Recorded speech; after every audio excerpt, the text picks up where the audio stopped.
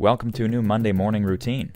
It's Coffee with Strangers with Kelli Lemon. Hey, it's Kelli, and today I'm at the state capitol to grab coffee with Virginia's Governor Terry McAuliffe. The governor's 4 years are coming up, so it was perfect timing to stop by and talk about his time in Richmond, his favorite spots to eat, and how he sells Virginia.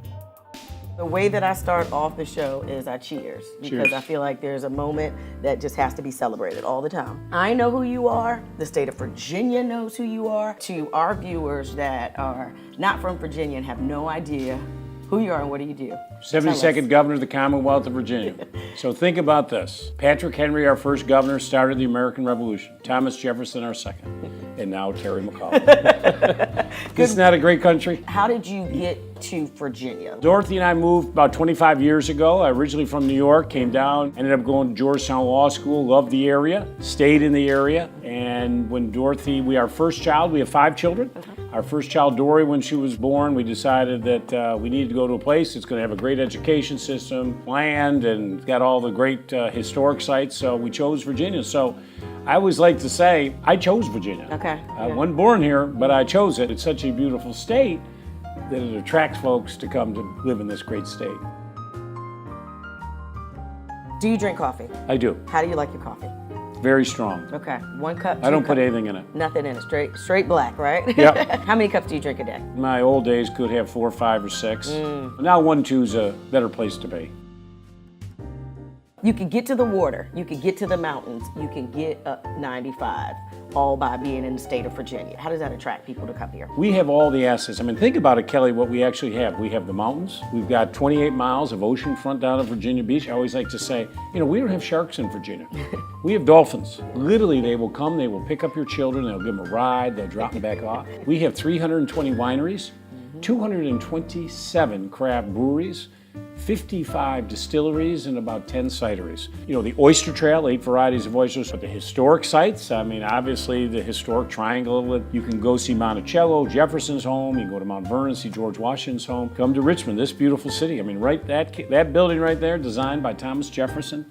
And think of that, in 1785. The beautiful home I live in right there, 1813. The oldest continuously lived in governor's mansion in America. So we literally, honestly, Kelly, we have something for everybody. If you want to have a great family vacation, it's got some history to it, it's got some fun to it, things you will not see in any other state.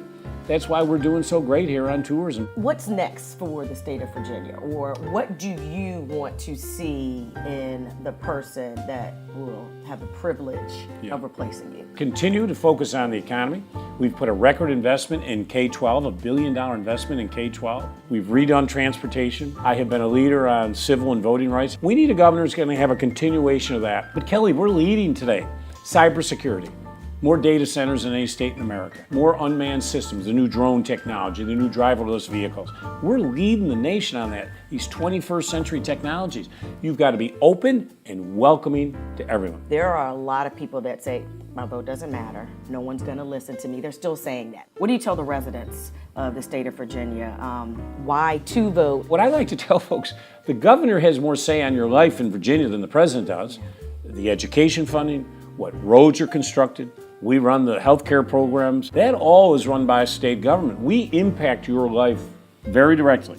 My Attorney General, Mark Herring, when that election happened, I think the initial recount, Mark 60 votes, 70 votes or something.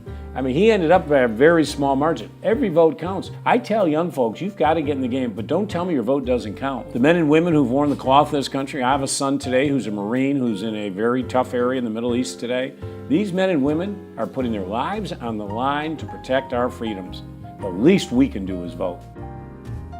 What's next for you? I'll finish up here on mid-January. Dorothy does want her husband, kids want their dad back, and we'll probably take a little break. I'm good, honestly, Kelly. I'm not going to lie to you. I'm good for 3 or 4 days. I'm not a big vacation guy. I'm not, it just is what it is. Yeah. I say sleep when you're dead, you only live once. Last 3 places that you ate in the state of Virginia, or some of your favorites. I love Mama J's. I love Fat Dragon. Rappahannock, I was just at Rappahannock. I love the oysters, 8 varieties of oysters. Dorothy and I have loved Richmond, and we have really gotten out in the community. We love to go out and eat. People always joke that I'm always in the paper at least once a week holding up a beer somewhere, but do you understand the value of these craft? It's a $1 billion business now. But Kelly, what I love about the business, it's great for tourism, but what this has done for our farmers, Yeah. our rural farmers. They literally, these crop will buy every crop that the rural farmers can grow and produce. This has been a renaissance for our farmers here in the Commonwealth of Virginia. So this is a win-win. We love the Museum of Fine Arts, and Dorothy's done the ballet. I'm proud to be the governor who's been to the most squirrels games, been to the most VCU games. Yeah. We've just absolutely loved Richmond. It's such a great city. It's a vibrant city, a great millennial city. Restaurants are great. Been down to the James River. We've done the kayaking. So we've really taken advantage. It's really a beautiful, beautiful city. But we try to get out. I think it's important that you get out and you visit the different places and support the local businesses. You are overseas, you're going overseas soon, and for whatever reason someone doesn't know what the state of Virginia is like. What's your elevator speech for Virginia? Well, and let me tell you, this happens a lot. Okay. We got mountains, we've got the ocean, we have historic sites that nobody else in the country has. I mean, Massachusetts, they talk about that little rock, what's that thing called, Plymouth Rock? What's that little thing? 1620. We're 1607. Those three ships, the Constant, Discovery, and the Godspeed, where'd they come? They came here to Virginia. The American Revolution started. St. John's Church up there, give me liberty, give me death. Where did it end? Yorktown, George Washington and De Lafayette, pincered in Cornwall, gone. This is all Virginia. You can't do this anywhere else. To hear the rest of my interview with the governor, check out the Coffee with Strangers podcast in your preferred podcast app. Subscribe to this channel on YouTube and keep an eye on our social channels for coffee mugs, events, and more great content. Oh, and visit coffeewithstrangersrva.com to subscribe to the newsletter. Okay, see you soon.